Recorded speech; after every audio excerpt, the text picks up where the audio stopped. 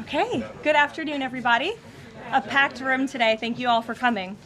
President Trump is making America affordable again through his proven economic formula of powerful tariffs, fair trade deals, massive middle-class tax cuts, energy dominance, and aggressive deregulation. The overwhelmingly positive economic data released this week underscores the significant progress the president has already delivered. Tuesday's CPI report marked the latest confirmation that President Trump has defeated Joe Biden's inflation crisis. Since President Trump took office, core CPI has increased at just a 2.4% annualized rate, substantially lower than the 3.3% annual rate inherited from the Biden administration last January. Importantly, as inflation cools, Americans' wages are rising, giving the American people more purchasing power.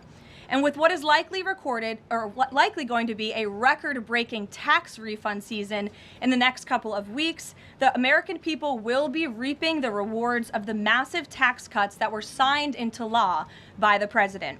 Thanks to President Trump's signing of no tax on tips, overtime, Social Security, boosting the child tax credit, and locking in the 2017 Trump tax cuts, independent estimates project the average American tax filer could expect up to an extra $1,000 bump to their tax refund next year.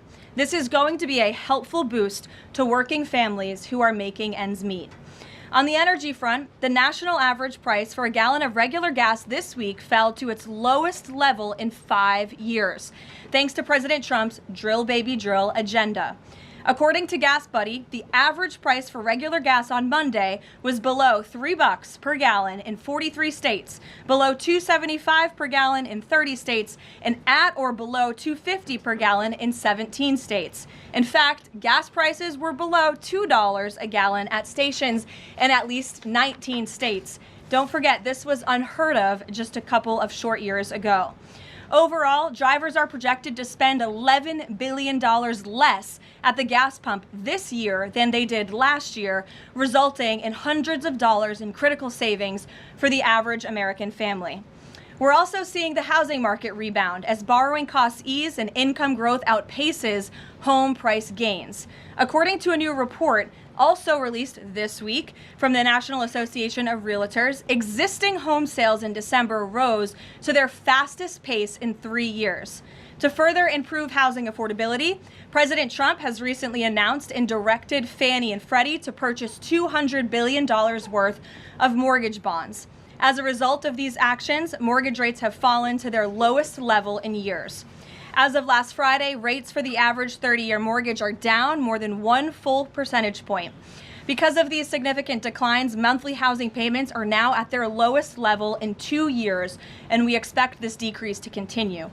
As someone who was enormously successful in real estate, President Trump understands that owning a home is about more than just having a physical asset. It's about empowering young people to stake their claim in the American dream. It's about giving newlyweds a place to make their own and start a family. It's about promoting the spirit of hard work, determination, and yes, the rugged individualism that has made America the greatest country in the history of the world. President Trump knows America is strongest when it's a nation of owners, not renters, and he is determined to unlock that opportunity for as many Americans as possible. That's why he will outline additional housing initiatives during his major speech in Davos next week, and we look forward to seeing many of you there. Finally, this morning, President Trump unveiled a healthcare plan for America called the Great Healthcare Plan, and a video message detailing his solutions to lower costs for all Americans and significantly improve our healthcare system. The Great Healthcare Plan will accomplish this through 4 common sense pillars. Number 1, permanently lowering prescription drug prices. Congress can get this done by codifying President Trump's historic Most Favored Nation initiatives into law to guarantee Americans the same low prices for prescription drugs that people in other countries around the world pay. Additionally, by increasing consumer choice by making more verified, safe pharmaceutical drugs available for over-the-counter purchases.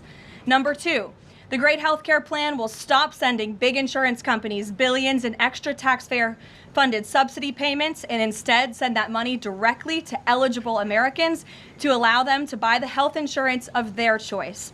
Additionally, by funding a cost-sharing reduction program for healthcare plans and ending kickbacks from pharmacy benefit managers to large brokerage middlemen. Number 3, the Great Healthcare Plan will maximize price transparency by requiring any healthcare provider or insurer who accepts either Medicare or Medicaid to publicly and prominently post their pricing and fees to avoid surprise medical bills. This is an incredibly popular policy that has been bipartisan for many years, and President Trump is officially and firmly calling on Congress to get it done. And number 4, holds big insurance companies accountable by requiring them to publish rate and coverage comparisons up front on their websites in plain English so consumers and everyday Americans can make the best purchasing decisions for them and their families.